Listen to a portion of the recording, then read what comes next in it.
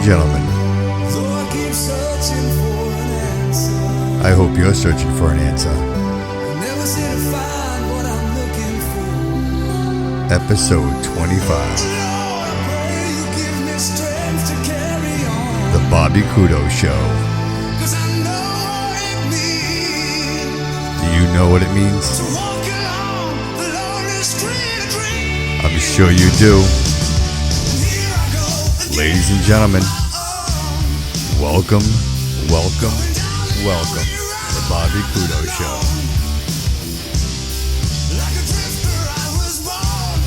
A little Whitesnake for you.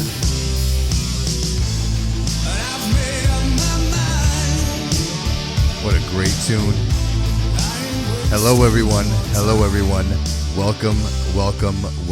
Episode 25. I hope you enjoyed that, because I sure did. You know, I don't typically let it play out that long, but it just sounds so good you don't want it to stop, right? Am I right? I know I'm right. And I know you appreciate it. And I know you enjoy it. Ladies and gentlemen, welcome to another episode of the Bobby Kudo Show. And today I would like to say welcome to 1988. And if you didn't know,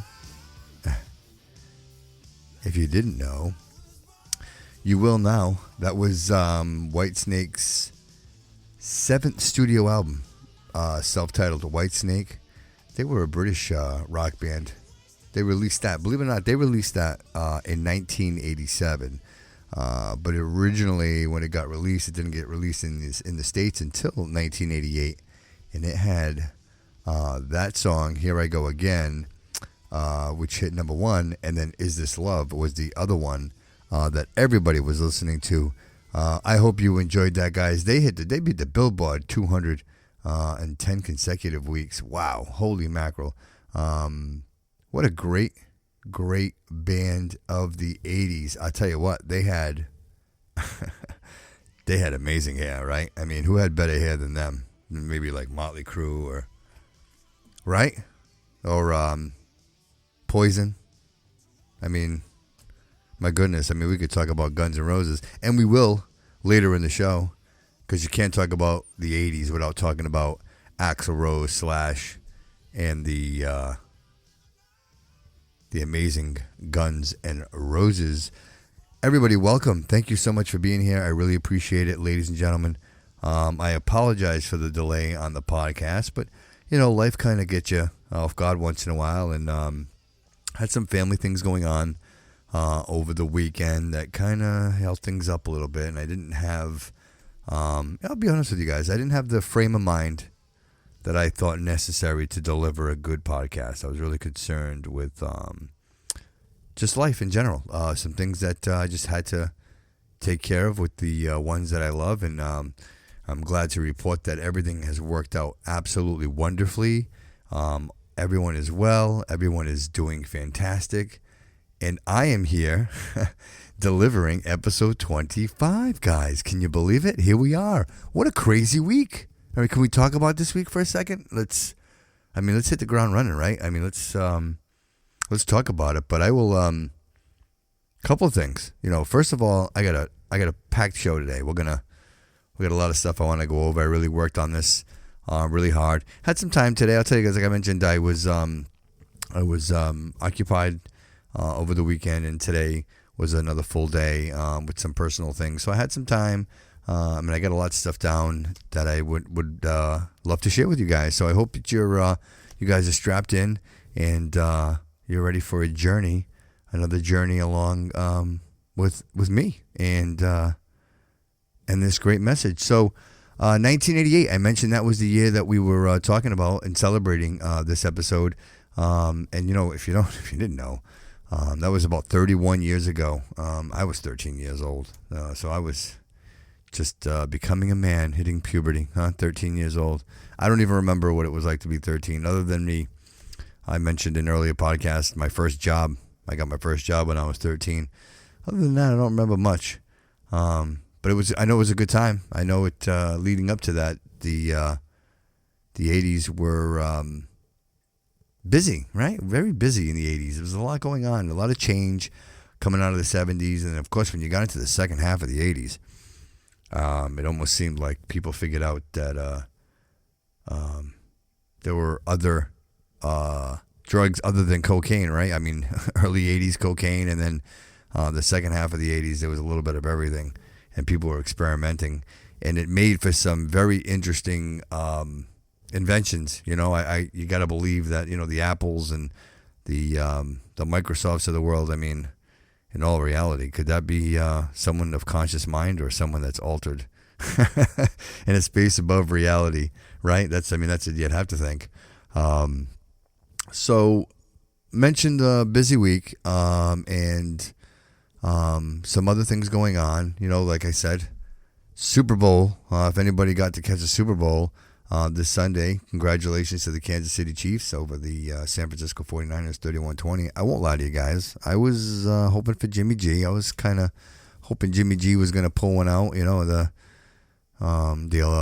New England Patriots alumni. But unfortunately, that didn't work out for him. He played good. It just seemed like at the end, he just kind of, I don't know, it looked like he got spooked out or something and just kind of flunked out. But you know what? You have to imagine, biggest stage in the world. I mean, at least in the United States anyway. I mean, you start talking European soccer ball, and you got a fan base there of just, epic, unimaginable proportions. In the United States, for us, American football, for us, it's a big deal. And even Canada gets involved with their own football league, and they do really well. But the NFL in itself is just an amazing product that is very fortunate. I happened to catch an article. They were talking about the, and I think it's a great thing. Anything that stimulates the economy. In this case, Miami. They held a Super Bowl in Miami, and they were estimating to generate over $420 million in revenue from, visitors and tourism, fans. I mean, you got to think. I mean, who doesn't want to go to a Super Bowl? I mean, I'd love to go to a Super Bowl, but I don't know. I maybe someday, maybe someday the podcast will be so successful that someone will want to give me tickets. I'll be, if anybody wants to send them over, you can just email them to me. All right. I'll really appreciate it. Some happy news over in Britain, right? The British people, they finally got Brexit. That's all set, finally said and done. They said they were going to do it. I'll be honest with you, I was kind of on the fence about it. I wasn't sure if they were actually going to be able to pull it through, and they did. And it's very happy moment for those people, claiming their independence, and real curious to see how that all turns out. I mean, when you're talking about a whole new economic system, or I don't know, maybe just fabricating your own economic system. I'm not even sure where you would even start with that. The way that you kind of, I mean, you would have to have a gross national worth, I would imagine, and then that would be based on what the value of your currency is, and then that's how you. I mean, who has the? I mean, that's amazing, right? Like, there's a bunch of people sitting around figuring that stuff out, because I would have to imagine that it's just not the layman's figuring that stuff out. Other good news. You want to hear some other good news? It is, if anybody didn't know, it's February and it's Black History Month. So go hug a black friend or a black family member or someone you care about, and appreciate and recognize a lot of the sacrifices that were made to get us where we're at today. You can never, again, I continue to repeat myself when I say it. We're doomed if we choose to forget our history. I know that we continue to remove and take down these monuments, wherever they may be, in whatever state. It doesn't make a difference. The irony in all of it is that it's happening everywhere. So people, that may feel oppressed for some reason, are calling for these statues to be torn down. And again, regardless of how you feel about a monument or a statue, it can mean many, many different things to many, many different people. When you think of the Lincoln Monument in Washington, that's Abraham Lincoln. He was, I'm surprised everyone, if you didn't know, Abraham Lincoln was a Republican. Abraham Lincoln, not only fought for the slaves, but he fought for the Union. He fought for our country. He fought for the nation. So it's interpreted in many different ways, but ultimately, it's the greater good of man and woman. And I think that we need to appreciate everyone. It's not just Abraham Lincoln to the world, the Martin Luther Kings and the Malcolm X's. These are people that, the Muhammad Ali's, like these are people that have paved the way. Even if you want to get a little corny with it, let's talk about Will Smith, people that are so influential, and even in, the Hollywood scene, regardless of anything else, great role models out there that we can be proud of. So I think that, as a people that we continue to evolve, and we learn I would hope and think that at some point we can learn to celebrate these moments, and it doesn't turn into this mediocrity of just I don't know, the negative. Again, I mean, you can find the negative in anything, guys. You can dig, and you can find negative everywhere. But to get to a point of where you're at today, what? Perfect example for me. A lot of negative in my life, and I'm sure a lot of negative in yours as well. But it doesn't define who you are, other than the fact that you can appreciate what it is and know what struggle is. I think that builds character in many ways, shape, and forms. Someone who knows what the struggle is, someone who knows what it's like to, feel pain. It really does. I believe it really does enlighten a person. Do I think that makes the person? The answer to that is no. Maybe let me get a little personal with you guys here real quick. A lot of abuse, alcoholism, in my youth, in my childhood, and I witnessed and experienced a lot of things that probably most don't even realize, or would have, maybe if you saw it in the news today, it'd probably be because the police were arresting people, and it was that kind of thing. But all in all, we made it, and here we are. The strength of a woman, determined. My mom, and the idea that she was never going to be held down, and that was just, again, and I only bring that up because we all have struggled, regardless of the color of our skin, and what that struggle may be to you and to me, although very, very different, but the difference is, guys, I experienced that struggle. And not that I hold it like a badge or brag about it, but honestly, a lot of the people out there holding signs for Black History Month probably have never struggled in their lives or know what struggle really is. I can say, wholeheartedly and truthfully that I have. So if I had a sign, I could hold the sign and say that I had the T-shirt. So I just, I caution everybody, it's a great, I think it's a great idea to celebrate these months. Every month it's a hamburger month, and then there's autism month, and then every month they got something. And, when we talk about Black History Month, it's really not, it's not a platform for people to get angry and to talk about a bunch of negative things. It really is to look back and say, hey, look at the success that we have built, not just Black, but white, Asian, Persian, whatever your descent. We built this, and we continue to build it, and we build it together. So I invite you all to look at that and appreciate it for what it really is. And again, and what it is the sacrifices and struggle of those that came before us to pave the way so that we didn't have to struggle the way that they did. So don't forget that Black History Month, very important for everyone. Moving on, guys. Moving on. You want to hear some great news? All right, here's some great news. How about the fact that we know, right? Because, that European model that they have there in Europe that measures the weather, like that's all bullshit. Don't listen to that. What we do have is we got a groundhog, right? Mr. Pensacani Phil.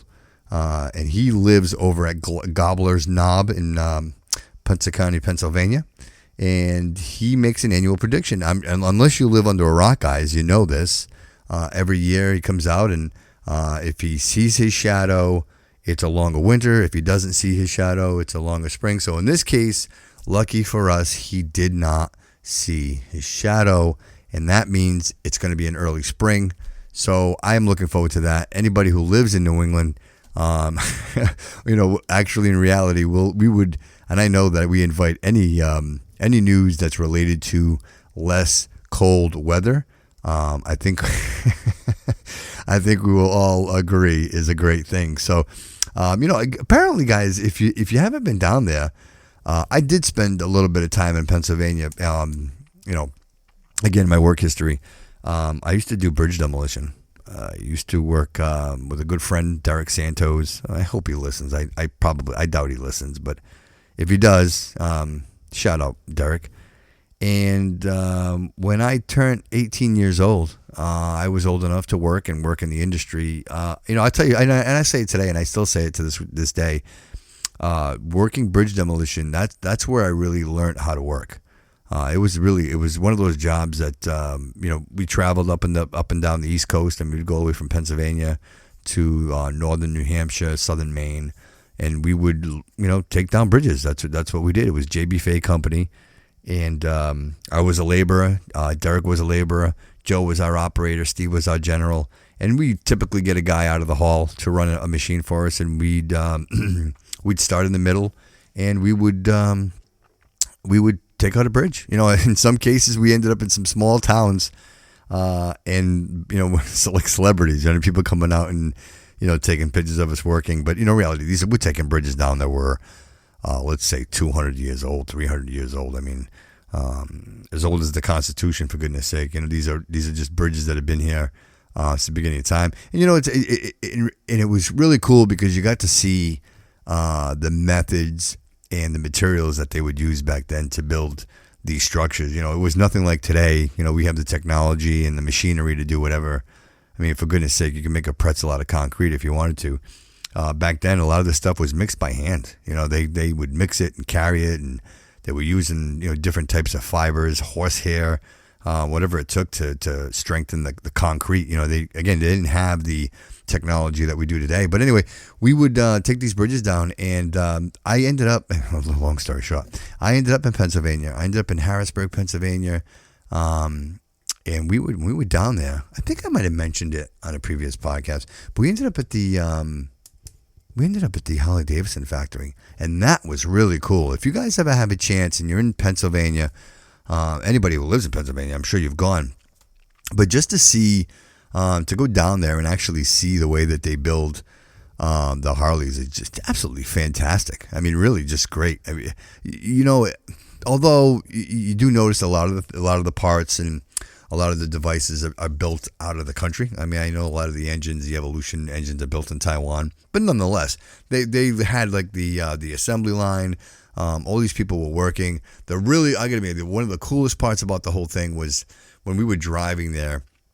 It was semi after like Harley Davidson semis, and these things are loaded with motorcycles, and what's more American than Harley Davidson, right? I mean, it was just a cool experience, and we get to see Elvis Presley. They take you through the whole tour. There's a museum.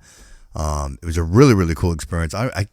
Cheap money. So if you ever have a chance to go down there, like if you don't want, sneak your kids down to like Hershey Park or something, and then leave them there and go over to the Harley Davidson factory and go check that out. Just really, really cool. I will tell you though, I'll take a drink real quick. I am a little disappointed with Harley Davidson. I mean, I know that they are currently in the process of closing some factories in the United States and going to continue to build motorcycles in China and other countries. So, you know what? Join me in petition. Harley Davidson, don't go nowhere, man. Stay here. Build your motorcycles here where they belong in the United States with the American people. I know that if I was to ever buy or purchase another Harley Davidson, which, you know what, who knows? Maybe I will. I don't know. I could. Would I do so if I knew it was built outside of the country? And the answer is no. So I'm telling you, Harley Davidson, you really need to reconsider doing that. So listen, back to Pennsylvania. If you have a chance, go down there, go check it out. And while you're down there, go by Gobbler's Knob in Pennsylvania, Pennsylvania, and go check out the they got a little it looks like it's like a tree stump. They got a whole setup. You can do selfies. You can check the whole thing out. And then they say you can drive. I think it's a couple of miles away from there. You can drive, and it's where they filmed the movie Groundhog Day with Bill Murray. If you guys have seen that one. Oh, you know what? I'm not a huge Bill Murray fan, but that one was all right. I thought that was a cool flick. That was all right. Yeah, that was pretty cool. Good. Moving on, guys. Moving on. A couple of crazy things happening this week. You know what? If you guys are hearing this today, it's probably Tuesday. So you know that, or if you didn't know, today is the State of the Union with the president, and this stuff just makes me crazy. Again, and I always say this with caution because I know I'm sure some of the fans of the show are not fans of Donald Trump, and this is not about being a fan of Donald Trump. This is just, again, the idea of this is one of those situations where it's the president of the United States, and it's such a critical, for me as an American, I really look forward to the State of the Union. I realize it's a lot of clapping and there's a lot of delay inside, but I do like to hear the president speak to the House and to the people in a manner that he's reporting out. I'll go back to even like when I was with Comcast, they used to do a road show with Tom Coughlin, which was fantastic. And what he would do is he would go from, FMA to FMA, and he would really just tell everybody, hey, look, this is the state of the company. This is how we're doing. This is how the stock is doing. This is how, this is how everything, here's some deals that we made. Here's some new technologies that are coming. And I used to remember how much I enjoyed that, because to me, there was really a lot of value knowing that, here I am, a part of something. I'm going to work every day, and, we all want to be a part of something, and I'm a part of something. And here is my leader, the captain of the ship telling me, that the company's doing well, and, we're heading in a good direction, and that things are looking great, and, we're going to continue to make money, and there's a future ahead of us. That's the way I look at the State of the Union. I look at it the same exact way. I say to myself, that's the president telling us how the country's doing. And, regardless of how you feel about the president, I always remind everybody, he's still the president, and he still has an obligation to report, how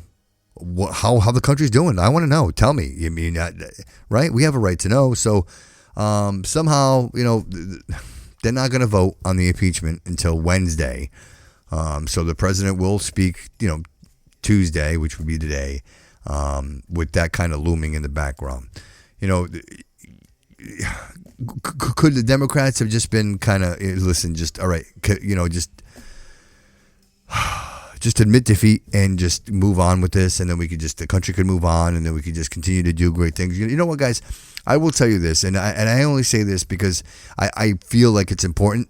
The president this week, the president signed an executive order that is actually going to put full staff.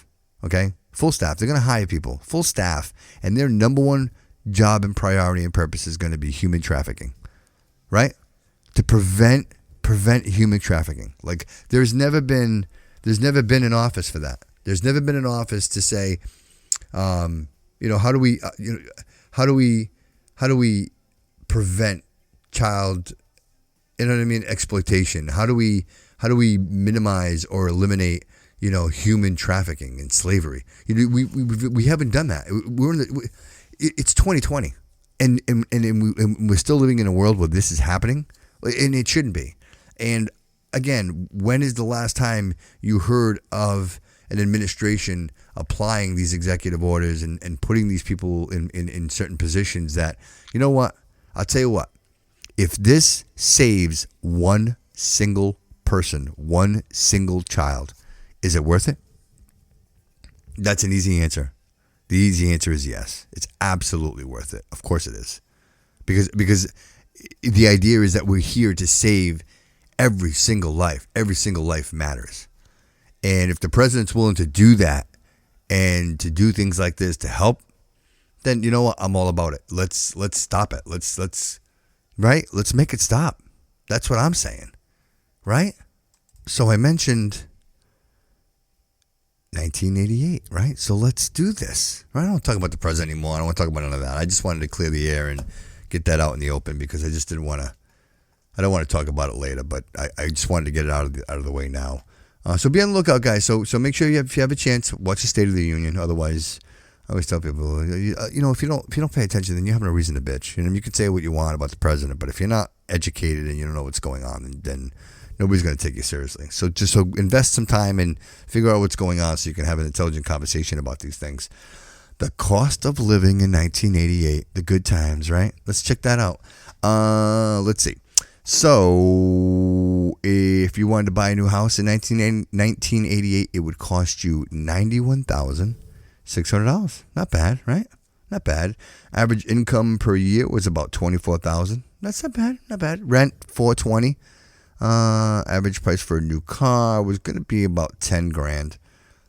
And the price of gasoline, it went up from the last one, guys. 91 cents a gallon. 91 cents a gallon. I tell you what. I do remember it wasn't 1988. It was later on into, I want to say, the 90s, where I actually remember gas like at 99 cents a gallon. And that wasn't the average. The average, it was right around $2. And somehow something happened and it ended up driving. I remember people were just lined up constantly filling up their cars. I mean, people wouldn't even let it go to half before they were filling up their cars again. Crazy. Movie ticket was going to cost you about $3.50. Postage stamp 24 cents. Do you guys remember a postage stamp for 24 cents? Right? I don't. Dozen of eggs cost you 65 cents. And the gallon of milk was about $2, $1.89. And if you wanted a Logitech mouse, it's going to cost you $90. Huh? How about that? I bet you that was one of those clicker ones too, the cheap ones. IBM PC with 30 megabyte hard disk, mono monitor, and 512K memory would have cost you $1,249. Crazy. A Ford Taurus would have ran you about $9,000, and a Volkswagen Rabbit, my favorite. I love Volkswagen Rabbits. You know what? I would actually buy one now if I could find one. I would buy it. That was going to cost you about $7,000. Not bad at all. Guys, I don't know if you noticed, I do have a a little rasp in my voice. I've been kind of fighting off this cold for a little while. I'm taking my meds, I'm hydrating, I'm doing all the right things, but for some reason this thing keeps coming back to me, and I keep fighting it. But you know what? I'll take this in comparison to what's going on with that whole coronavirus thing. I will tell you. I was even today, you know what? I was actually surprised, speaking of the coronavirus, I was at the hospital today, and nobody had masks on. I was really surprised. I thought for sure I was going to walk in there and there's going to be everybody with like masks on and quarantine and look out for, and it wasn't. There wasn't a single sign about it. There was nobody doing anything extra. I mean, for goodness sake, I walked in the place, and as soon as I walked in, I was, every station where there was hand sanitizer, I was cleaning my hands, but nonetheless, no masks, no nothing. So I encourage you guys to be careful. They just, for us, I can't speak for everybody in the world or in the country, but I know for us, they just announced that a couple of people in Boston, again, we're a melting pot here. Everybody from all, people from all over the world are coming in and out of Boston constantly. It's a hub, so it doesn't surprise me that that's the case, but they were saying that somebody, local has got it. So, you got to be careful because they figure by the time they figure that out. And then, you know what? I also read that China is accusing the United States of over-exaggerating this. And listen, what do you mean over-exaggerate? How can you over-exaggerate something like this? The idea is to stop it, right, and prevent it. I'd hate to think that we're not doing anything about it. And I think step one is inform people and make them aware that, there's a virus out there that's going to make people sick and that they should try to avoid and protect themselves.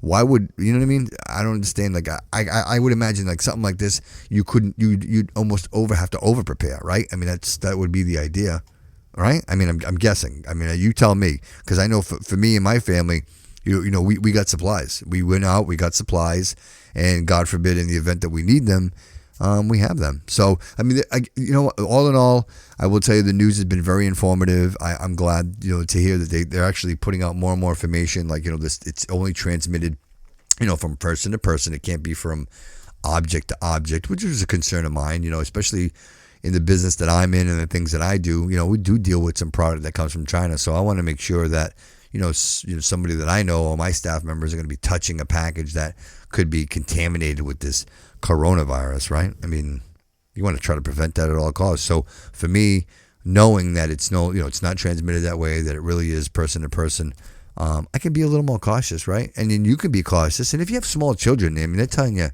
really be careful with kids, man. Kids are just carriers of everything, right? I mean, my granddaughter, she's 2. She's like a little germ, right? She's got everything, right? My little germ. She carries little germs. She got little germs everywhere. Well, guys, want to talk a little bit about technology? Let's talk a little bit about technology. All right, a little technology. The first transatlantic fiber optic cable was laid, and it could carry 40,000 telephone calls simultaneously. Guys, I will tell you that that is, in fact, when you think about 40,000 lines simultaneously, the fact that that was happening then, absolutely amazing. I mean, seriously, you got to think to yourself, we're talking analog, we're not talking digital, we're not talking compression, we're not talking any of those things. We're just talking this line, literally lines of copper wire carrying voice and then facsimile. So you had data at some point traveling through there. And then, of course, anybody remember AOL.com? Remember that? AOL? You got mail. Remember that? That was all because of the fact that you had, this fiber optic cable running across, it's like the Atlantic Ocean, right? Literally across it. Now we do everything satellite, nothing. But imagine that this stuff is sitting at the bottom of the ocean. It's amazing to me that we would even think that way. Stephen Hawking. You guys, you remember Stephen Hawking? Again, one of the most brilliant minds of our time.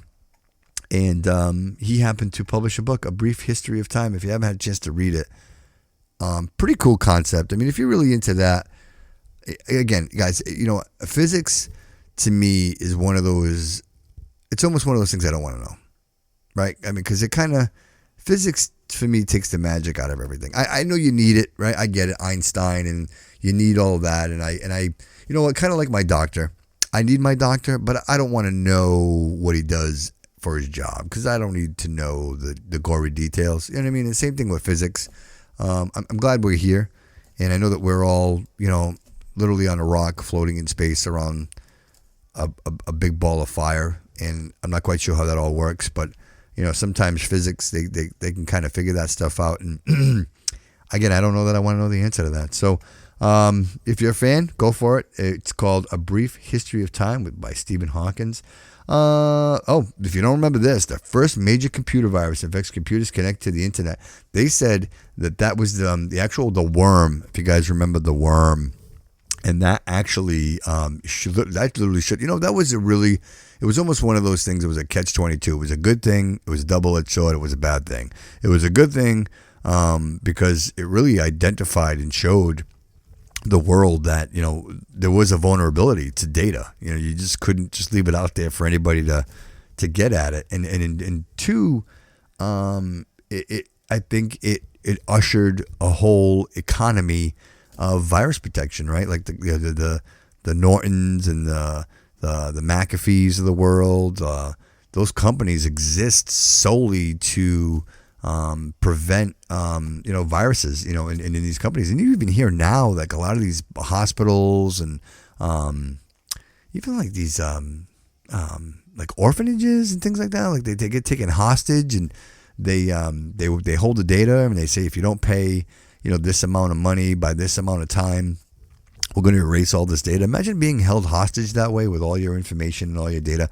I can't even imagine how difficult that is to make a decision like that. The rule is never, you never give a terrorist, but in this case, like, what do you have to, right? Because otherwise you're not going to get your stuff. But in most cases, they pay the money and they get the stuff back. So it almost encourages more and more people to do it. You just got to figure it out.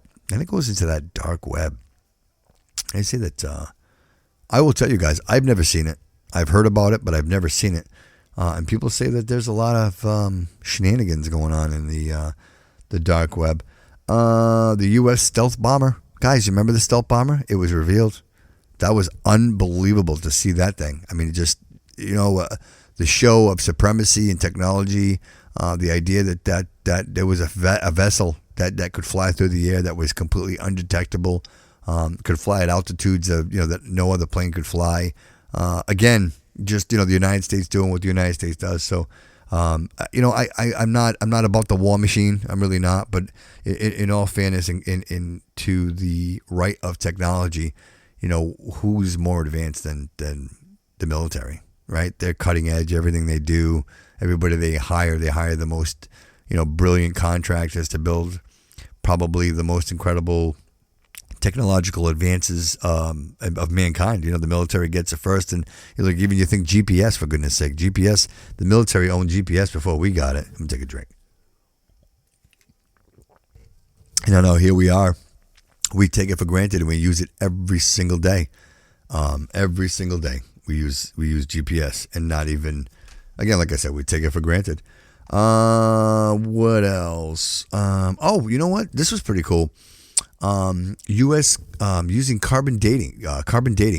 If you didn't know, it was established. This was right around like 1988. This is pretty cool. It was established that the term shroud cannot be the burial cloth of Christ. I don't know if you guys remember that. They did a whole documentary about it, and they had that cloth there and it looked like it could have been like Jesus laying there, at his death. But they did the carbon dating and realized that although it does have a lot of, I would imagine quite a bit of religious significance, they did determine that it could not have been Christ himself because of the timeline, or the person Jesus, his body wouldn't have been at that time. So there you go, carbon dating. How cool is that? And now we know everything, right? They did the dinosaurs. They can carbon date pretty much almost anything and tell you pretty much within a year or so how old it is.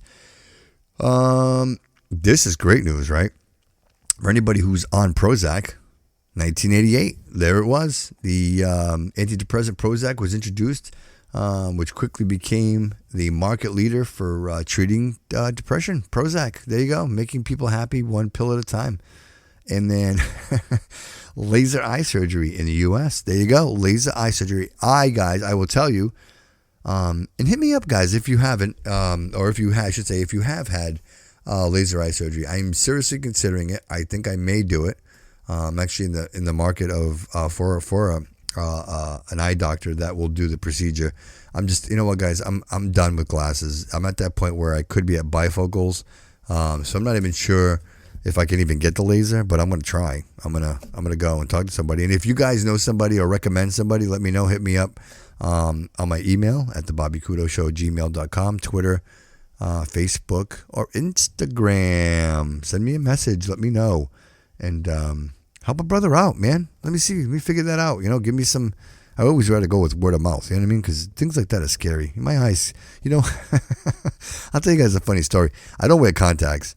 And the reason why is I get this thing about my eye. Like an idiot. I'm in the mirror, and every time I go to put the contact in my eye, I close my eyelid, and I can't seem to tell my brain to leave my eye open so that I can put the contact in.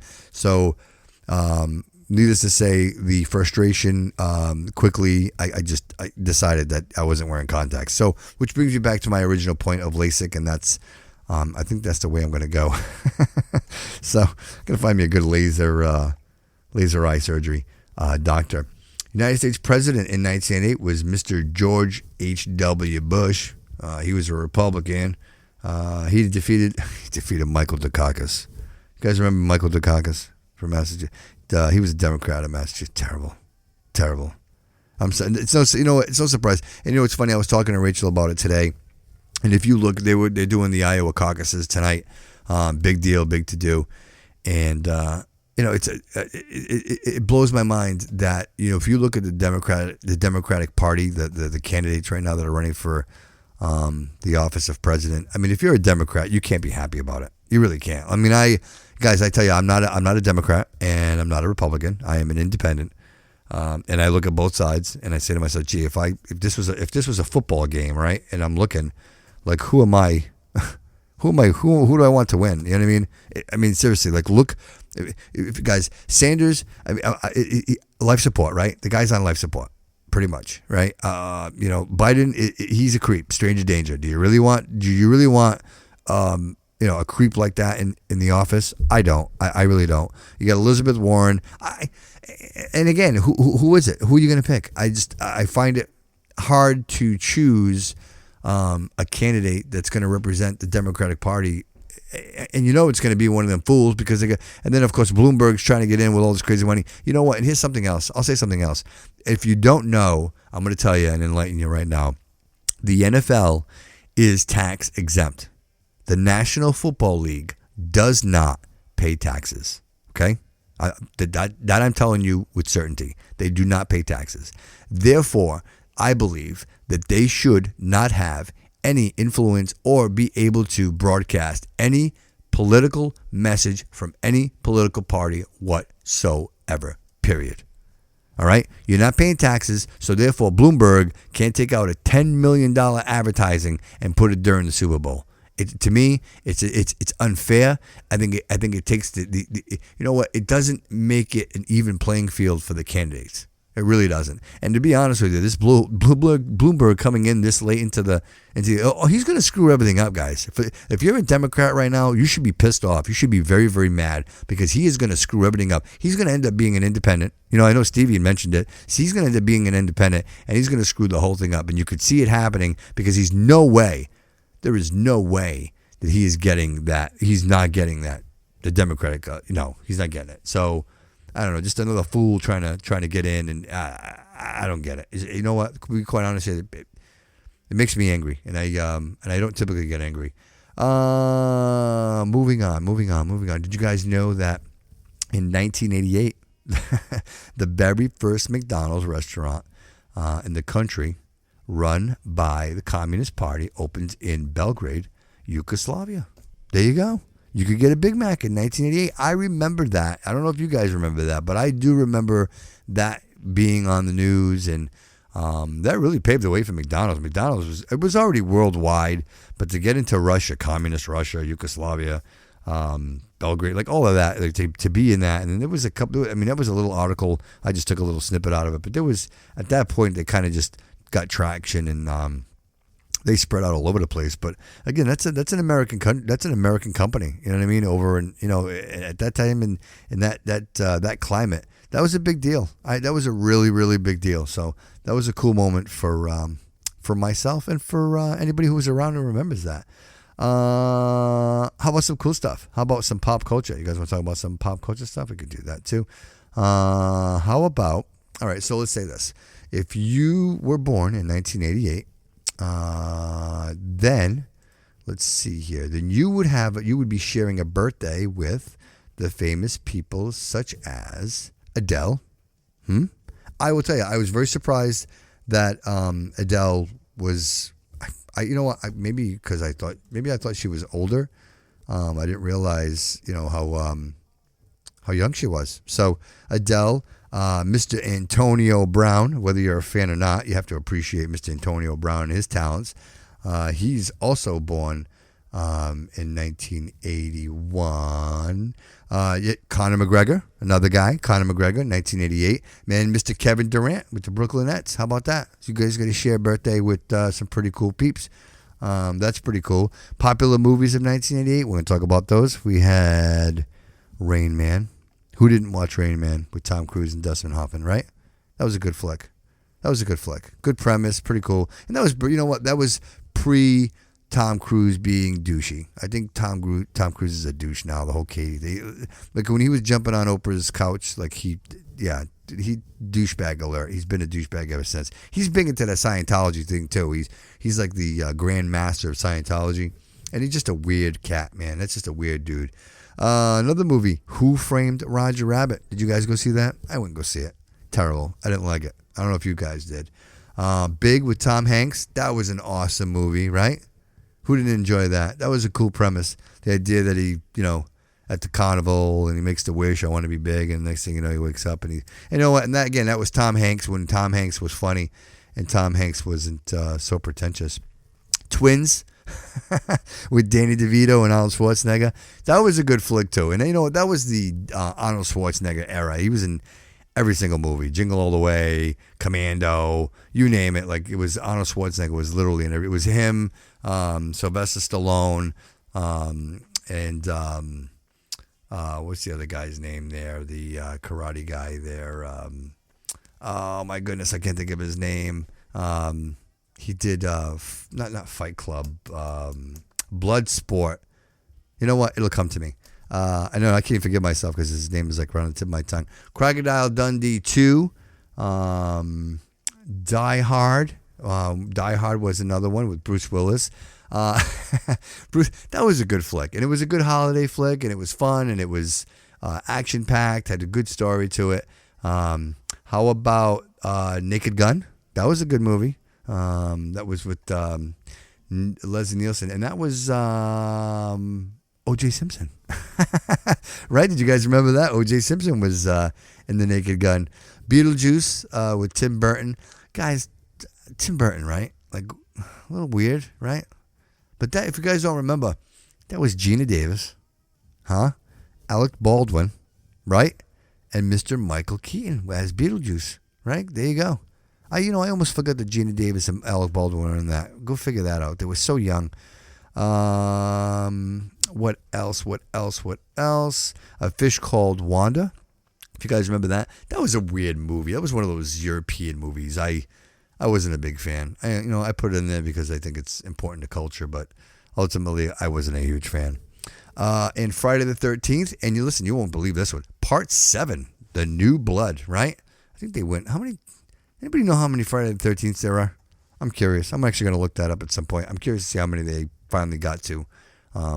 Because amazing that you can run that many. It's the same movie over and over again, right? And then they brought Freddy in, and I think Jason and Freddy were fighting the alien, maybe at some point. No, and how about the how about the Predator? Wasn't Freddy and Jason fighting the Predator and the alien? I think at this point, yeah, I think they did like a cross-platform thing going on there.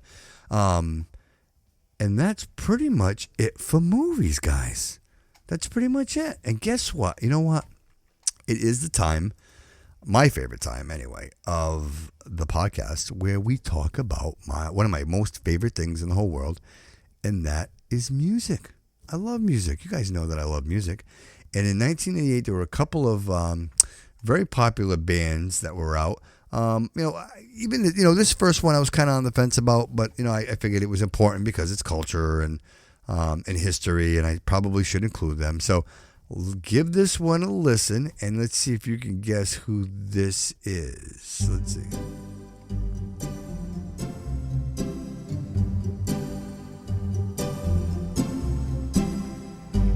This was Enya.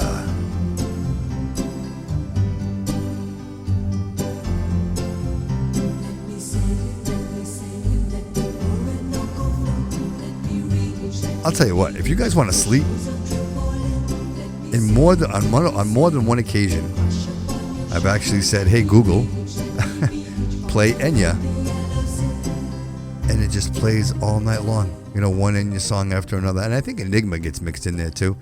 Great sleeping music. But if you didn't know, that was off their album Flow. Enya is actually, I say they. Enya is a person. She's a singer, songwriter, and a musician. She does all the stuff herself. Very impressive. And that was her second album. So there you go. Sail away, right? I mean, and you could sail away if you want to. This next one, guys, is probably one of my favorite. And I will tell you, I'm a little embarrassed. And I'll tell you why in a second. Once we talk about this individual, I had no idea. I almost feel like time capsule, like I lost time with this guy. You're going to hear the song. You're going to know who it is. And when I tell you, it's going to kind of bum you out a little bit. So let's just get right to it. Let's see.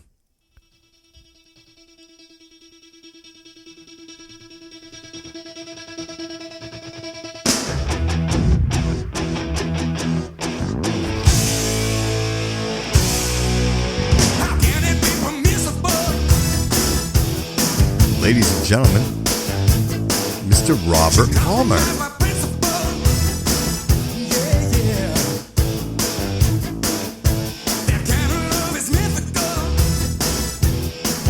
Did you know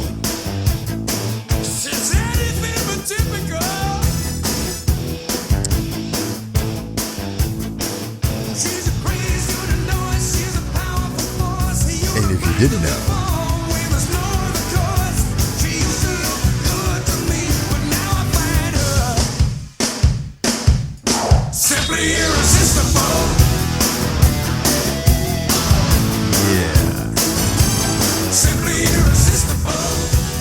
Mr. Robert Palmer, simply irresistible. Do you guys know he passed away on September 26th of 2003 in Paris, France at the age of 54 years old? I swear to you, I thought he was still alive. I thought Robert Palmer was among us. I had no idea that he had passed away. So, rest in peace to you, sir. So much influence in the 80s. This guy wrote a lot of music for a lot of people. Kind of did his own little solo thing for a little bit.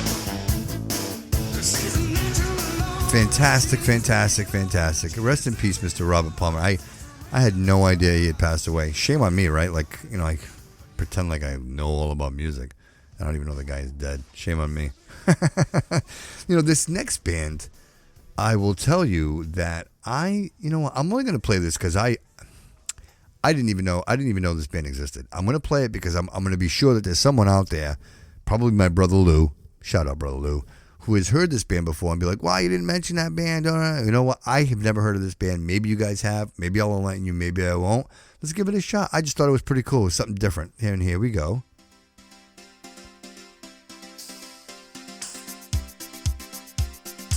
And the name of the band is Eraser. And it's called A Little Respect.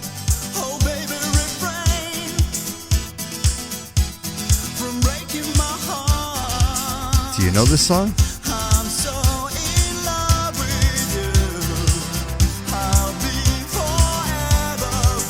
It was like top of the charts in 1988.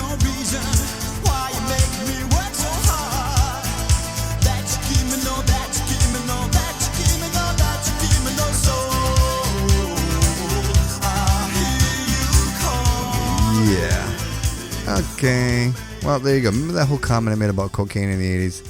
There you go. This was these guys were the result of that. Oh, funny. This next band, guys, is really, really cool. I will tell you guys, I am not a deep-seated fan. They are quite popular. They've been very popular. They continue to be popular. I think they're still touring, if I'm not mistaken. And you know, they're one of these. As a matter of fact, they were. You'll know who I'm talking about once I tell you this. At one point, Apple actually forced you to have. I think they still do. If you have iTunes in your iPhone, if you go and look, you're going to see that you have this band's album in your phone. If you have an Apple device, I don't know if they still do it, but I know that they did it for a while. And of course, I am talking about. Talking about the great band U2. You say you want diamonds on a ring of gold. You say you want your story to remain untold, but all the promises we made. And this was off their album Rattle and Hum. It was a hybrid live studio album. I'm really not into their commercial stuff really so much. I really wanted to pick something good, something substance, and then this is a great jam. All I Want in You.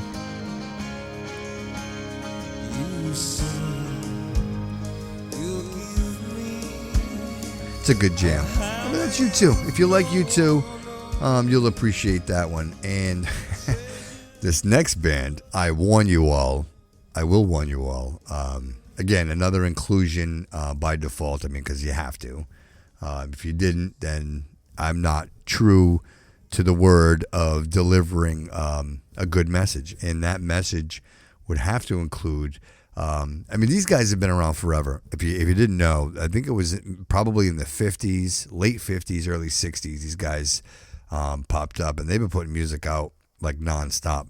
But this song, funny, went along with another movie by someone I mentioned earlier, Tom Cruise. If you remember the movie Cocktail, jeez, absolutely. I mean, you know what?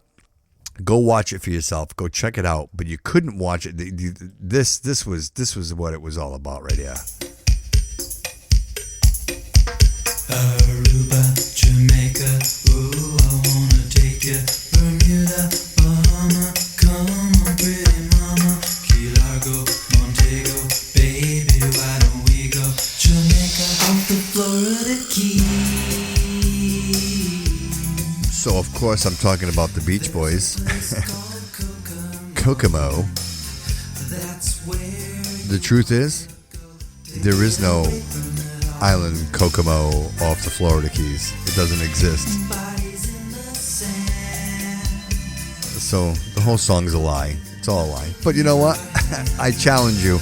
Every single one of you will listen to this. This was on the radio constantly, and they played it over and over and over and over again.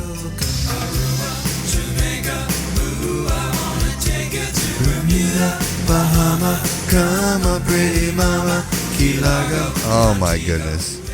Somebody drive that bus off the road. So that was a big deal, guys. That was, and again, it was with that movie Cocktail, Tom Cruise. You can go watch that for yourselves and form your own opinions. I don't want to sway your opinion, but it was a rough one to watch. And this next one, I don't typically, gee boy, we got a lot of this going on, huh? I don't typically talk about this artist. I don't know. For obvious reasons, my own. Even in, I guess when I can control the content, I would never want to give this individual, just because, some of you may think one way, I think another, and it doesn't really matter. But ultimately, he's an artist, and I appreciate the music that he created. And in this case, 1988, this was a huge song. It was very controversial. And once I play it, you guys will know I'm talking about none other than Michael Jackson.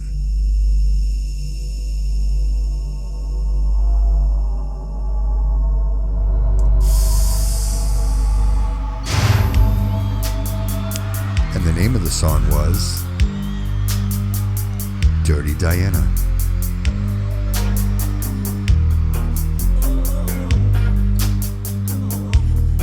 You never make me stay, so take your weight off of me. I know your every move, so won't you just let me be? I've been here times before, but I was too blind. And they weren't playing this. They wouldn't play this on the radio, if you remember. It wasn't happening. They wouldn't do it. It was too risque.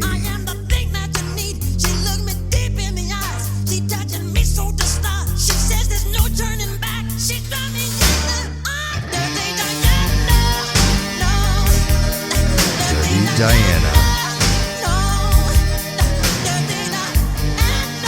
And that was off his Bad album. If you guys remember that, I mean, we're talking monumental sales on that album. Ridiculous. But that was Michael Jackson. I mean, the king of pop, right? That's what he was, the king of pop. Amazing to think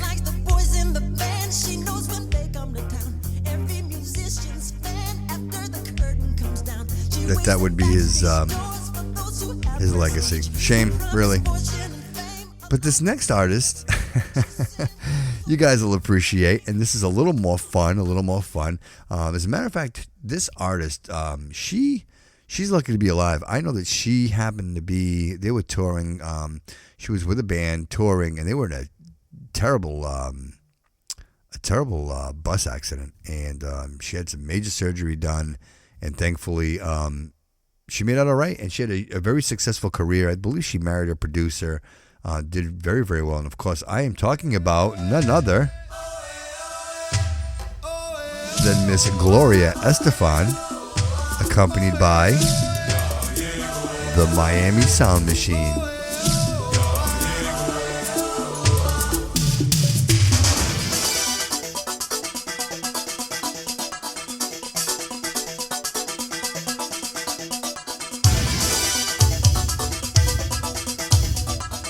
Oh, you know you're dancing right now.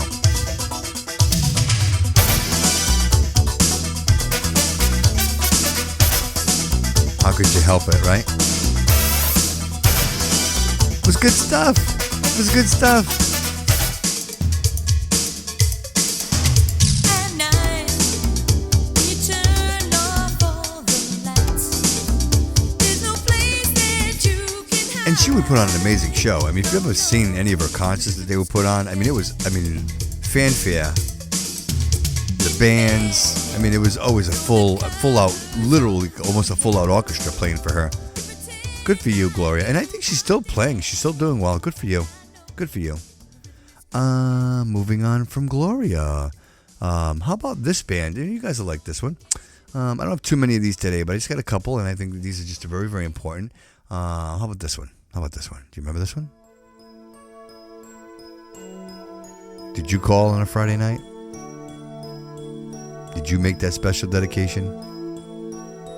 Well, you called me up this morning, told me about the new love you found. I said I'm happy for you. Of course, I'm talking about Chicago. I'm really happy for you. Found someone else, I guess I won't be coming round. I guess it's over, baby. It's really over. And that was funny. This was off their album Chicago 19, but it was their 16th studio album, so figure that out. There must be some kind of encoded message there. Who knows? And this next artist, you guys will really appreciate this one, and I know you will because I do. And then we're pretty much close to it's my favorite segment of the show, guys. But how about this one? You ready for this one? You guys are gonna love this one.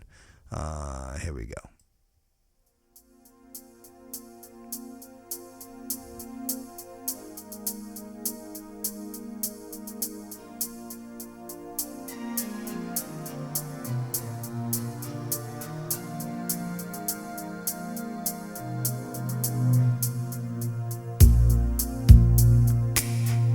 Of course, I'm talking about the late George Michael.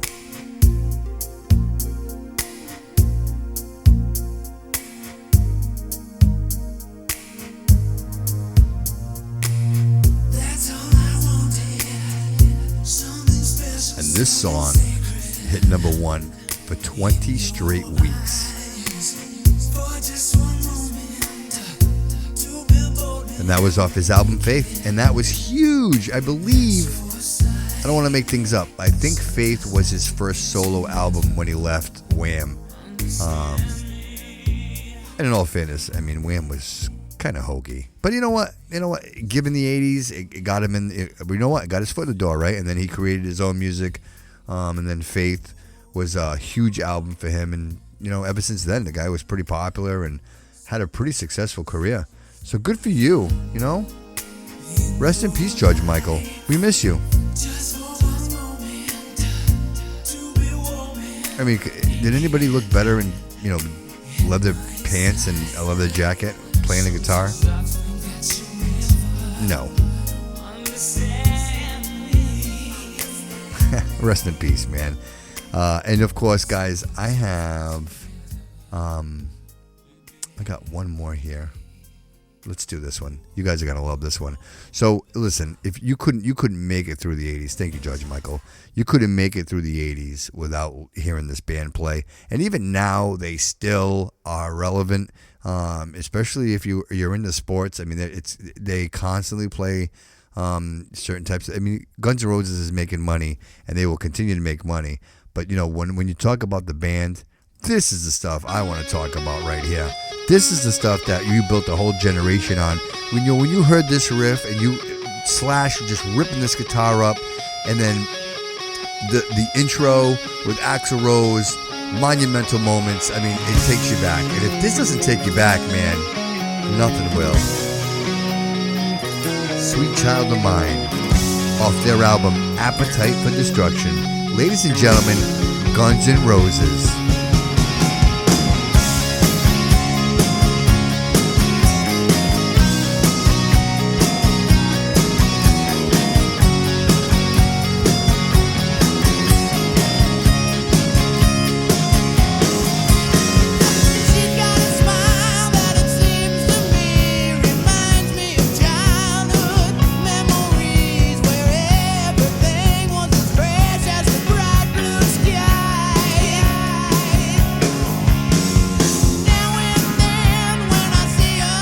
Doesn't it take you back?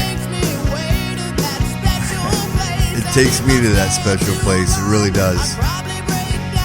I'd love to go back. It was good times, guys, right? Just awesome music, man. People were partying, having a good time. Yeah, Guns N' Roses. I'll never forget it. I tell you, I do remember my wife, Rachel, wearing her Guns N' Roses shirt. Everybody had one of those shirts, with the two guns and right? Everybody had one of those shirts. Well, that's, guys, that's pretty much it for the music for this podcast. What'd you think? I hope you enjoyed it. I did. I love that segment. I love doing that with you guys. Absolutely love it. Again, I keep mentioning it to you, and I'll say it again and again and again. I absolutely love music. I love everything about it. I love the way, for me personally, guys, I mentioned it before in the past, it's bookmarks for me. Like when I hear certain songs and I hear certain music, it really takes me back to those moments, and I can almost associate a memory with every song that I enjoy hearing. So, why wouldn't I? What a great thing to have, and I love that I can share that with you guys, and I love that it's a part of the podcast. And the really cool thing is, I'll tell you this, some people ask me, gee, how is it you're able to use, the music on the podcast, licensing and everything else? Well, the truth is I ask permission. I actually apply for permission for the songs and get the rights to play them. I mean, of course, I'm using them for educational purposes. I don't typically play the songs, or never really do play the songs in their entirety. And even if I play them, I typically voice over the song. So it really truly is for educational purposes. I'm not playing the song for any other reason other than the fact that I want to share the experience with you. Maybe enlighten you a little bit about the band, maybe enlighten you a little bit about the song. But ultimately, it works out fantastic. And the fact that, I'll give you credit to all the music, the companies out there, Warner Brothers, Sony, just to name a few that have been working with me. And I really appreciate the fact that you guys are allowing me to use these songs and share them. Because, I mean, ultimately, then they're just, what are they? They're just lost in some vault somewhere and nobody's hearing these things. So the fact that we can share this music with each other I think is absolutely wonderful, and I was talking to Rachel about it the other day, and I hate to keep mentioning it, but I mentioned it, like, if I had to think of the podcast, and I've probably mentioned this in the past, is I really would love for you to feel like I'm in your passenger seat with you, that, we're flicking through the radio together and we're listening to music and we're kind of stuck in this time capsule of whatever year it happens to be.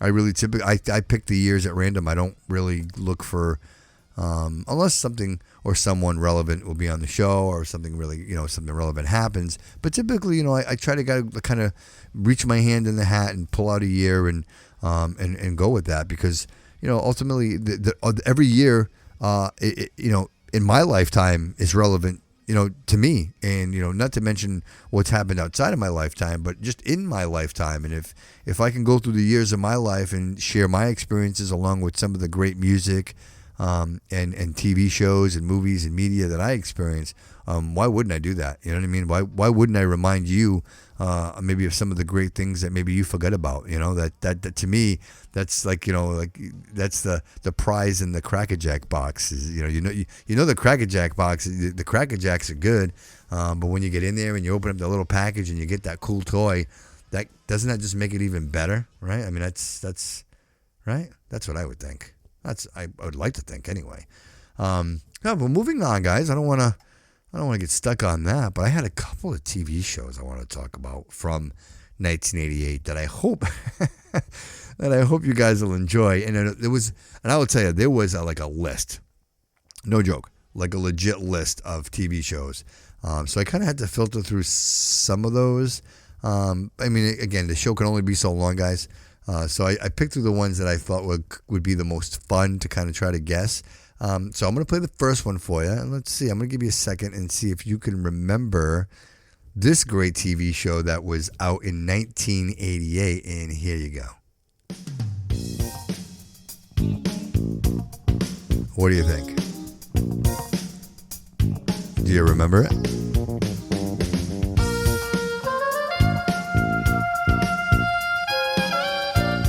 I love this show. Do you remember? I'm going to tell you. You ready? Night Court. It was Night Court. With Bull.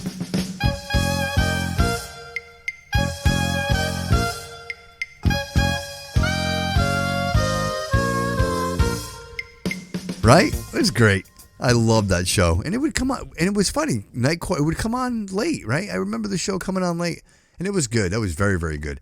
A little risque, but the topics were always different. It always seemed like it was a different show, different topics. You could only imagine the things that would happen in a courthouse. And, quite honestly, I can't imagine why somebody hasn't done a remake on that, because what a great idea, right? Like, of all the happenings and shenanigans happening in a courthouse, especially like Night Court. Like in that situation. Oh, George Harry. It was great. A great one.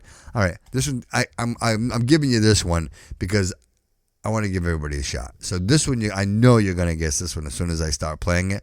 But in all fairness, it is a classic, and I needed to share this with you. Again, it's part of the show. So here you go.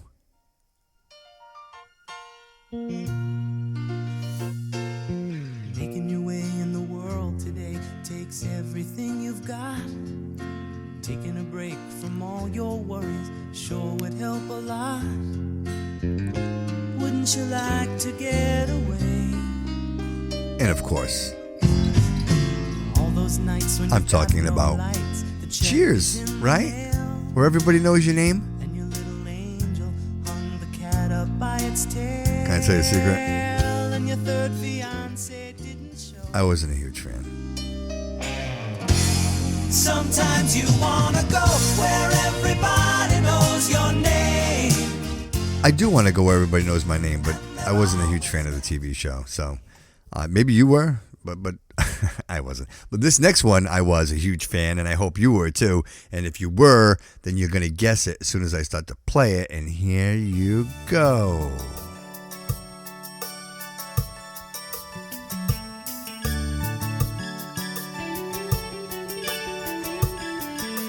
What do you think? There's a time for love and a time for living. You take a chance and face the Tony Danza. open road and a road that's hidden. A brand new life around the bend. And of course, I'm talking about Who's the Boss? Lost a dream or two. With Tony and Samantha, they were already get together already. I mean, my goodness, they made us wait how many years for them to hook up? I mean, it was ridiculous. The tension was crazy, right? The choice is up to you, my friend. What a great show, right? And you know what? When that came out, that was kind of muddy water, right? People, relationships, you know what I mean? It was. If you go back and you watch some of these shows, I tell you, I watch them and sometimes I get a little uncomfortable because, again, back then what was okay wasn't always the case, or isn't the case today, right? I mean, that was, right? I would think so. And I'm going to give you this one. Let's see. You ready? Let's see. Let's do this one right here, and let's see if you get this one. I don't know if I would guess this one, but I knew once I knew because I make the show.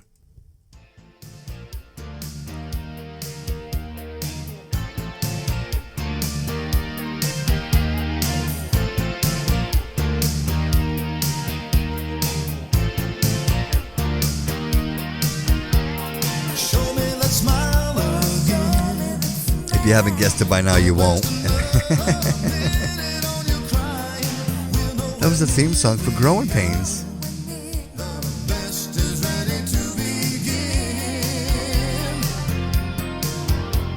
That was one of the hottest TV shows, right? It really was.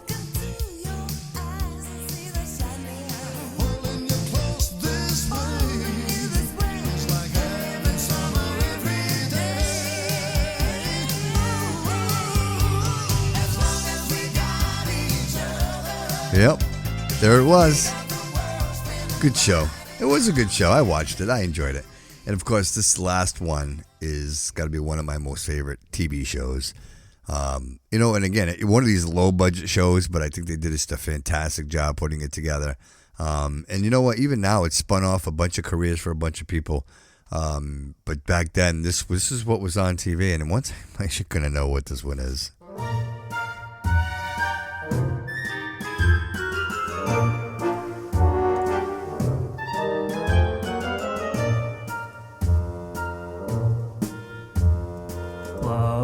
Of course, you know what this is, right? Married with Children, Al Bundy, Peggy, right? Do you remember? You can't have one without the other. What'd you think? What'd you think of our TV show, right? TV show recap, right? Wasn't that fantastic? Right? Wasn't it? And just for the record, it was Jean-Claude Van Damme. That's who I was thinking of earlier with Donald Schwarzenegger. Right? I told you guys it would come to me. It would just be a matter of time. I just needed to stew on it for a while. So, right? So there you go, guys. That was some TV shows from the 1980s, or I should say 1988. I hope you guys enjoyed it. I know I super enjoyed it because I just remember all those shows. And there was so many of them. What else was it? To take the good, to take the bad. The Facts of Life was on. There was a bunch of them that were on. It was all those. It was like that era. Silver Spoons. It was a couple of them that were on that you really would remember. And that was just a couple of them. But there was a lot of great TV on if you were in the 80s. And everything was moral, right? Everything was morally driven. Everything was everybody was trying to teach you how to be a better person, right? That's what it seemed like anyway, right? Back then. Great. So I hope you guys enjoyed that. And let's do this. It was two ways. There's two ways I was going to go out, and we're an hour and 18 minutes in, and I tend to ramble a little bit, right? Not that you don't know that already, but a couple of things I wanted to talk about. And one, I don't want to get overshadowed by the other. And one is kind of fun, and the other one really isn't.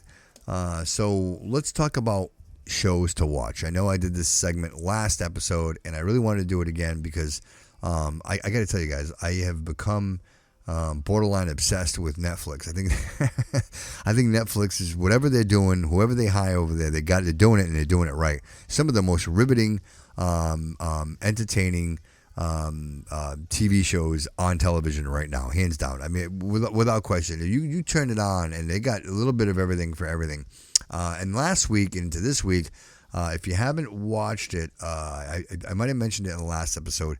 The name of the show is called, the series is called Cold Case.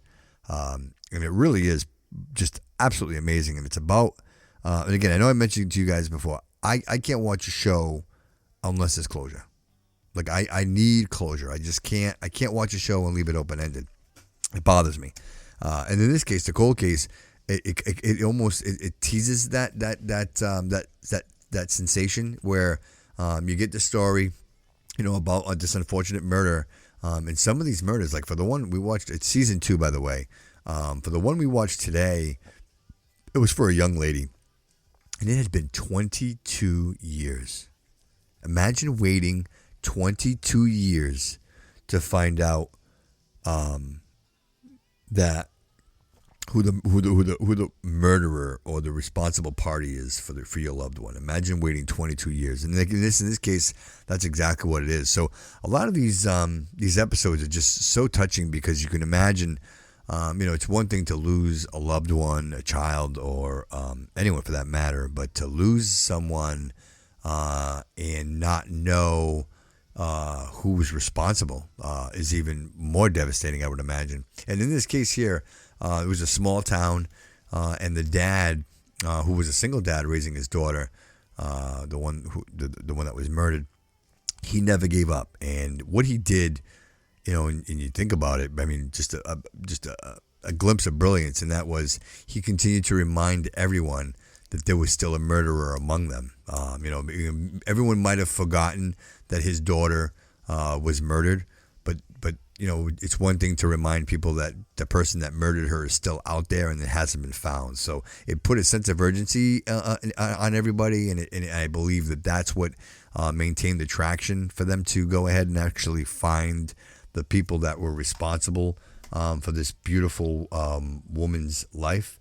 It's inspiring to see that there is a commitment and there are people out there that are willing to do anything and to go to any means possible to find justice for someone else. So if you haven't had a chance, guys, go over there on Netflix. It's out right now. Season 1, Season 2, absolutely phenomenal. And still on Netflix, Night on Earth. Amazing, amazing, amazing. Check this out. They actually go all over the world and they record wildlife with these amazing night vision cameras. And the amazing thing is that these cameras literally look like the image you're watching. It looks like it's daytime, and it's such a cool scene. Like to see it the way that it looks. Probably some of the coolest things I've ever seen in my life, like hands down, some of the coolest images that I've ever seen in my life. They recorded, the cheetahs hunting at night, which they said never happened. Just some of the most. Guys, if you want to just some amazing programming that's going to enlighten you, go check that out. It's Night on Earth, and I think it's one of the first things that pops up, and maybe for me because it knows. Like Netflix kind of profiles me and it knows what I like. You might have to look for it, but if you have to, it's called Night on Earth. And of course, last but not least, there is no pattern here, by the way, guys. I am not a serial killer. The name of the show, it's actually season 2. I Am a Killer, and it is absolutely riveting. It is from the mouth of these serial killers or these murderers. Or these killers that are in prison, and the way that they edit it and they put the show together is they give the killer the first segment of the show, so you're hearing it from one side. Again, I'm a strong believer. Everyone, guys, I'm a strong believer. There's two sides to every story, and somewhere in the middle is the truth. And this show really takes advantage of that prospect, and it actually gives the killer the opportunity to tell their side of the story before you get to the victims and the victim's side of the story. So you almost kind of, I hate to say you form an opinion right in the beginning, but you kind of do, regardless of what direction you form your opinion, with nay or for. But in this case, you then change your mind, or you go back and forth and you shenanigans, you don't know shenanigans. But it's a really, really cool show. It makes you think. And is really, really going to be worth your time. So if you have a chance, go check it out. It's season 2 on Netflix. I Am a Killer. Go check that out if you haven't. And that is some good stuff for your brain. And that's pretty much my recommendations for shows to watch for this week on episode 25, which brings me to, I guess this will be just me walking us out. And really the topic that I wanted to talk about today, and that was something very, very important.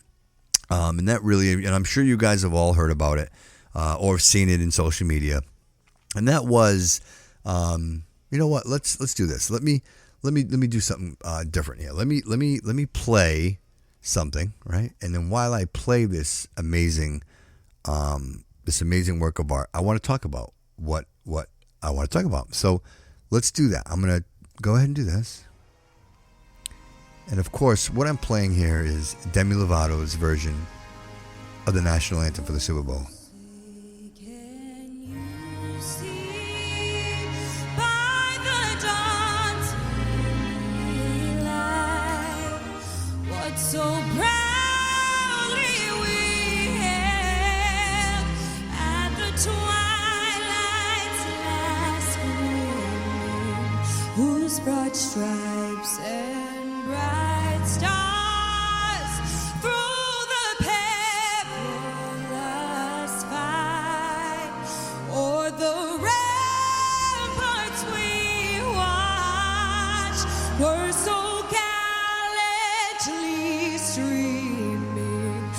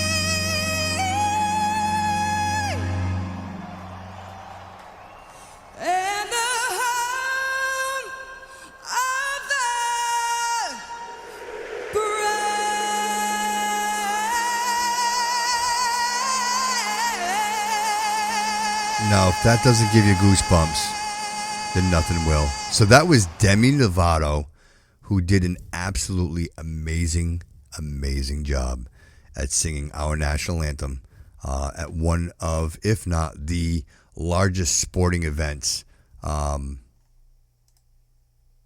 date, right? And if you happen to catch social media, you must have seen that Beyonce and Mr. Jay-Z did not stand up for the national anthem. And I have a couple of things to say about that. One, shame on you. And I don't want to make this, the out of my podcast today, but I really want to address it because I think it's absolutely shameful. One, I kind of, again, doing some research for the show, and you wouldn't know it, but in 2013, Miss Beyonce Knowles, Mrs. Carter, she was right there when President Obama was being inaugurated. She went out and she sang the national anthem. So, my question is what made it okay to sing it then, and now you don't stand for it. You sit and you know what, and even that, like, show a little respect for the fellow artist who is standing in the middle of that field singing that national anthem. And Beyonce, you did it once too. You sang for the Super Bowl and you sang the national anthem for the Super Bowl. So now, all high and mighty, you and Jay-Z sitting in your chairs, you got $1 bazillion and you think you're trying to make a point. But at the end of the day, it's absolutely shameful that you sit there, with that smug on your face, like you guys are almighty and better than everyone else. And somehow you're teaching your daughter that's what you're teaching your daughter. You guys you're going to the bank and you're cashing the checks and you love the American dollar, but you won't go ahead and you won't support the troops and the ones that are making the ultimate sacrifice every single day so that you can go to the bank and cash all that money, right? And somehow live like you're hip hop royalty. You know what I mean?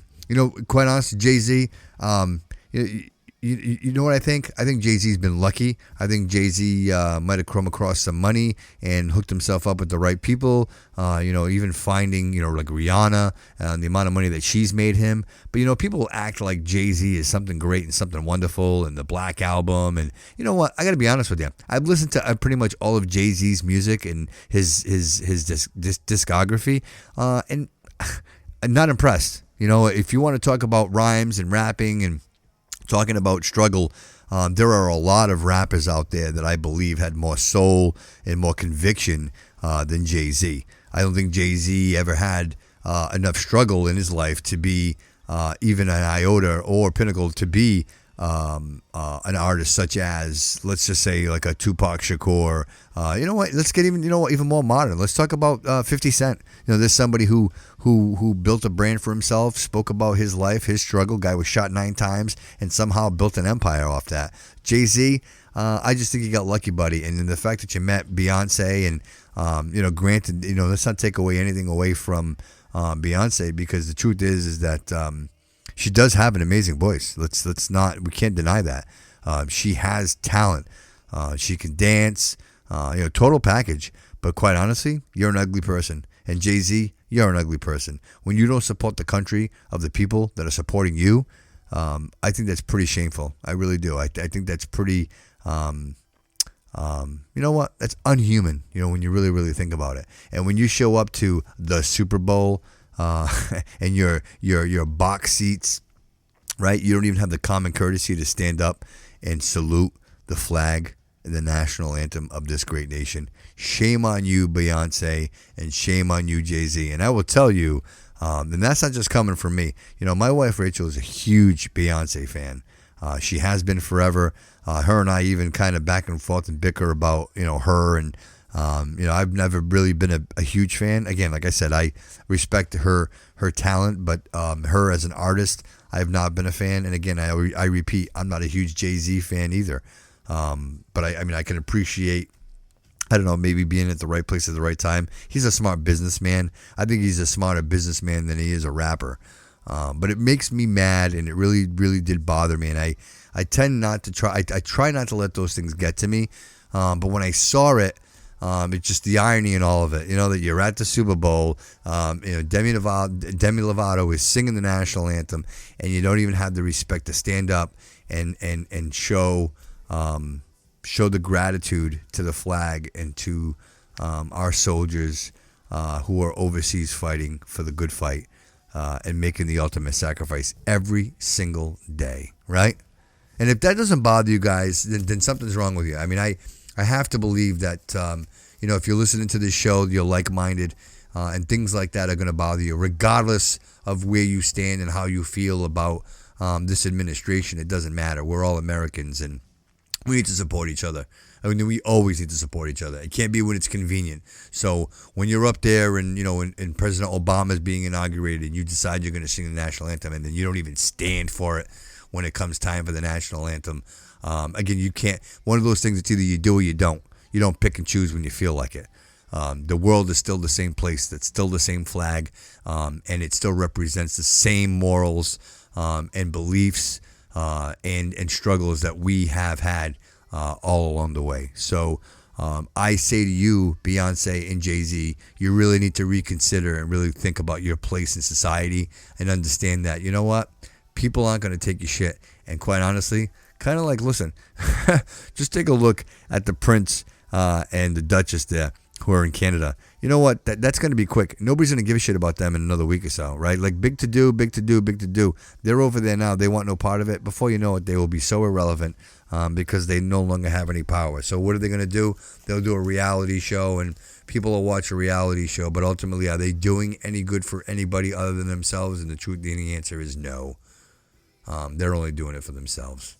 That's really it. Wow, guys, talk about an episode and a half, right? This is definitely one of them. 25.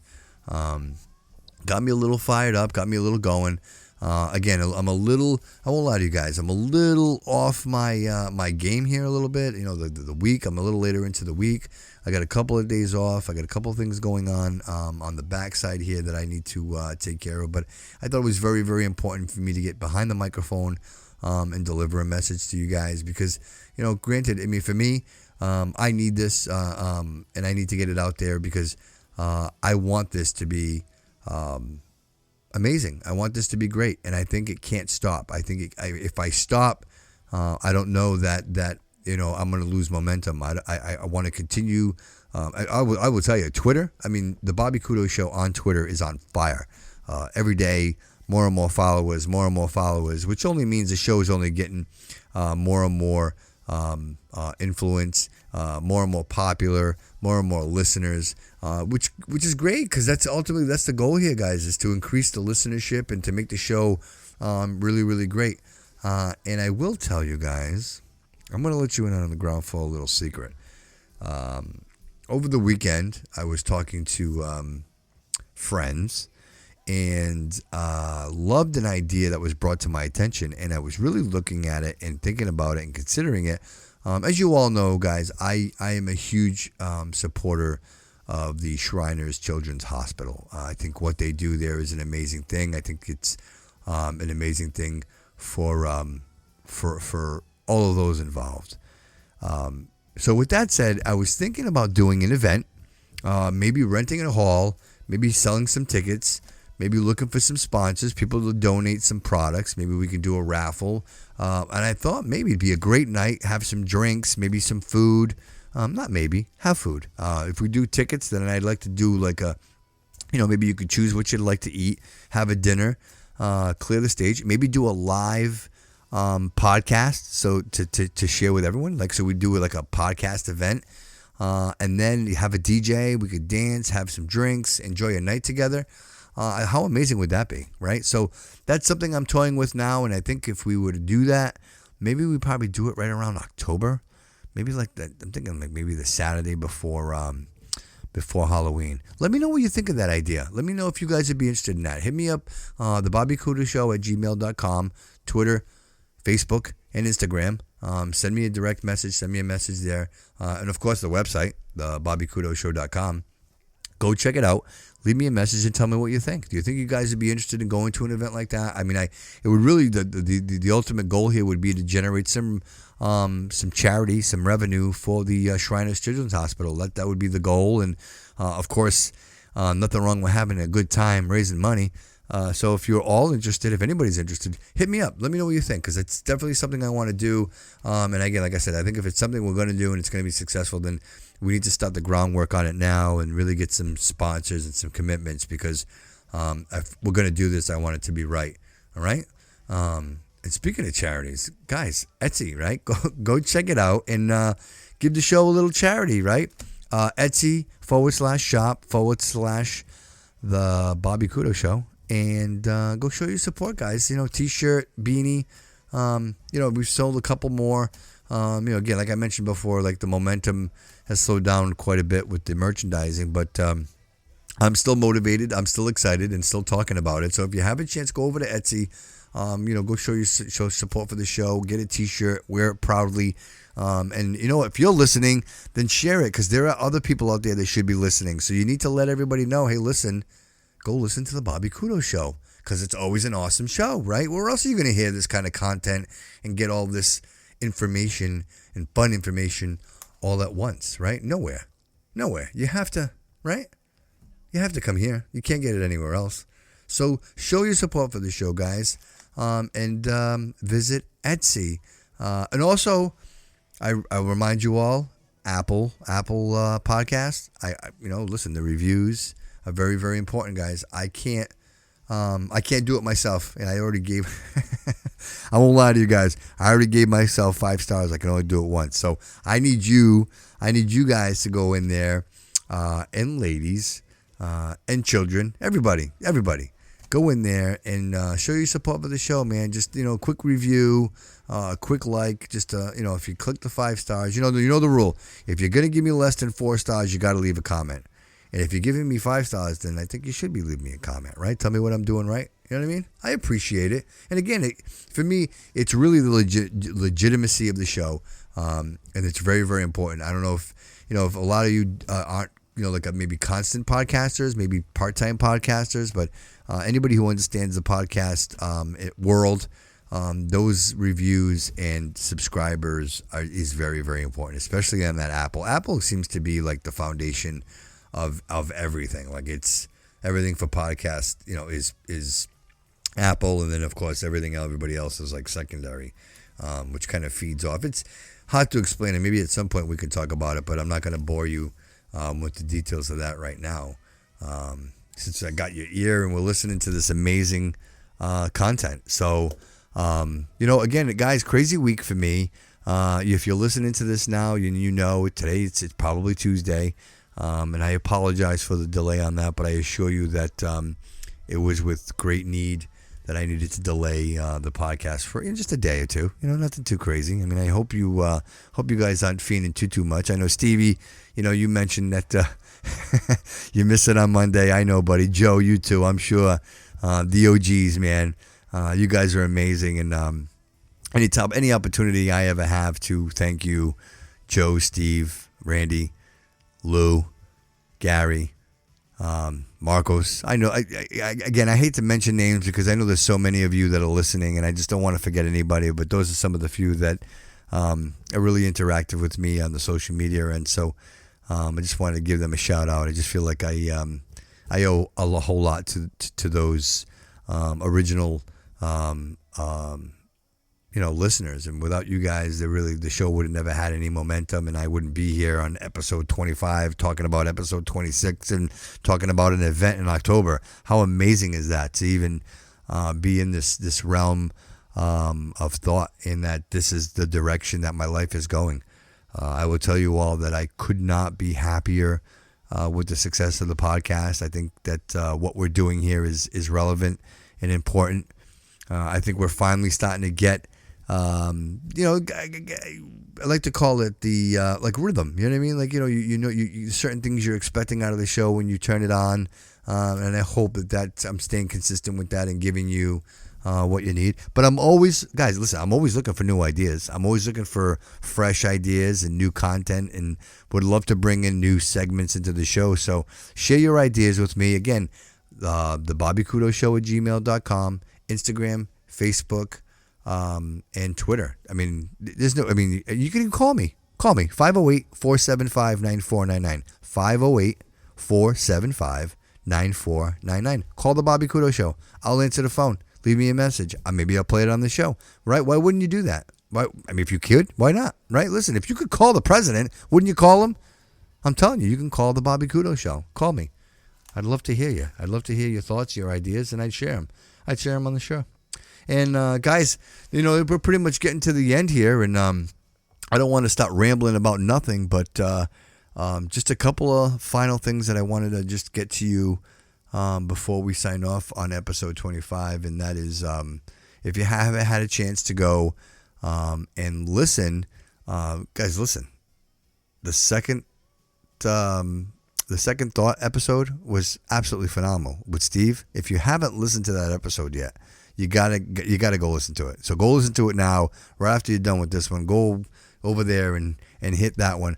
I will tell you it's a 3-hour episode, but man, we covered so much ground. It was so much fun. And I was listening to it again today, and it's funny. The second, the third, the fourth time I listen, and I keep picking up new stuff, and it's just absolutely fantastic. And I realize how much chemistry him and I have, and I will let the cat out of the bag and tell you that Steve has been toying with the idea of starting a podcast. So if you guys follow me on Instagram or Twitter, he follows me as well. He comments often. So go over there, guys. Give him a follow and let him know what you think. And he's got some ideas for a podcast. I mean, it would really be related to, I think he's looking to do something along the lines of a Second Amendment based podcast, which I think, you can never have too many of. Anytime we're talking about our rights, and there are people out there that are knowledgeable and know about our rights, talking about it, that's something that I'm always looking forward to and always eager to ingest. So I'm working with Steve now, and actually I wanted to. I haven't even spoken to him about it yet, but I was going to offer him the studio. If he wanted to record his first podcast episode, he could do it here in the studio. So he's probably hearing it for the first time right now through the podcast. But I will hit him up. And just let me know what you think, guys. You think if that's a great idea? Maybe if you think maybe we could have Steve back on the show here. Maybe segment his podcast. Maybe get a couple of topics going with him. Maybe you guys could feed us some topics and just, hey, listen, we're all in this together. And if I can help Stevie get this off the ground, and he can build something like we have here, how great would that be, right? I mean, just almost like a spinoff, right? How cool would that be? And the idea that I could help him with that. Really makes me happy and excited because I know that this isn't easy. It's not an easy thing to do, but I personally, between you and I think he has an amazing radio voice. I think Steve is intelligent and very, very smart and knows what he's talking about. And I think when you have those elements together, it's just a recipe for success. And I think that if he puts a podcast together, it will be fantastic. So help me encourage Steve to go ahead and put a podcast together. And like I said, he's more than welcome to do it here. And I'm sure you guys would support him just the same way that I would. Because, ultimately it's about helping one another and, trying to just this journey, right? Like help each other with this journey, right? Why not? All right, guys. So listen, just a couple more things real quick. Patreon, please. I have one. The show's got one. If you guys go over there and check us out, the Bobby Kudo Show on Patreon. And, again, you could show your support for the show. Any donations, anything, any support would be greatly appreciated. And I tell you guys that, the website, is an expense. The podcast hosting is an expense, and all of that little bit helps. And if it's going to help the show grow and expand and maybe we can try some new things, different things, maybe change the schedule up. I'm actually toying with the idea of maybe going 2 days a week with the podcast. Maybe we could do 2 episodes, maybe not just 1 2-hour, maybe not just 1 2-hour show and maybe do 2 1-hour shows. Tell me what you think about that too. So a couple of things for you guys to think about and to get back to me about. So don't hesitate. Write this stuff down. Think about what you think and then share that with me. And we can make this as beautiful as it is. You know what I mean? Like it could only, listen, as we continue to feed this beanstalk, it will continue to grow into the clouds, right? And we all know it's at the top of the beanstalk, the goose with the golden egg. And that's what we're all looking for, right? We all want the golden egg. So help me help you find the golden egg, right? So guys, that's pretty much it for this episode. I hope you would enjoyed it. I really enjoyed it. The music was fantastic. Just a little something different, right? A little, you almost forget this music exists. I think episode 24, the music was absolutely phenomenal. I actually listened to it a couple of times and played it over and over again just because I loved the segment and I loved the music. This one here was a little more eccentric. I think we had a little more like kind of, the Dirty Diana with Michael Jackson and Kokomo with the Beach Boys. All I Want Is You with YouTube. Kind of a little, maybe not your top 40 songs, but except Dirty Diana because that was up there, but not so popular like just the kind of the gimmies that like obviously like the Guns N' Roses, but some good stuff nonetheless. And then of course the TV shows, and then of course the shows to watch. I hope you guys take my advice and do that because it is some great programming. And guys, and that's pretty much the show. I hope you will all show your support for the show on Etsy. Again, Etsy.com/shop/The Bobby Kudo Show. Twitter, Instagram, Facebook. Guys, I'd love to hear from you. I can't tell you enough. I don't get enough messages. I get a few, but I don't get enough. And I would love to just get more substance for the show. I want to really talk about the things that you want to talk about. So help me out, man. Shoot me some ideas. Let me know what you think. And I would love to talk about them. And if anybody, again, I throw the invitation out there. If there's anything you want to talk about, if you want to come on the show, if you guys want to call into the show, whatever you like. Let's do that. This podcast here, 25, I decided, I wanted to do just the podcast. I didn't want to bring in, the live cast with Facebook. Just kind of wanted to get back to the roots of the show, of what it really is. And that really is a podcast. I do enjoy doing the live cast on Facebook, but for all intents and purposes, I don't want to do it all the time. I think a once in a while is cool. And for me, the podcast is the most important recipe of all. So I hope you enjoy it. I hope it finds you all healthy and happy. And I really appreciate you all lending me your ear. You all know, every single one of you know that I love you all, and I love you all equally. So I thank you again for your patience and your time, and really look forward to next week, right? I mean, and it's going to be a short week because when you're listening, guys, this is already Tuesday. So it's going to be a short week. And of course, with a short week, you get the podcast a little sooner. So right around the corner, episode 26, ring-a-ling-a-lingin', right? Right? Absolutely. Guys, so I just want to say thank you all. I appreciate every single one of you, gentlemen and ladies. And stay safe, stay humble, and remember, all roads lead here.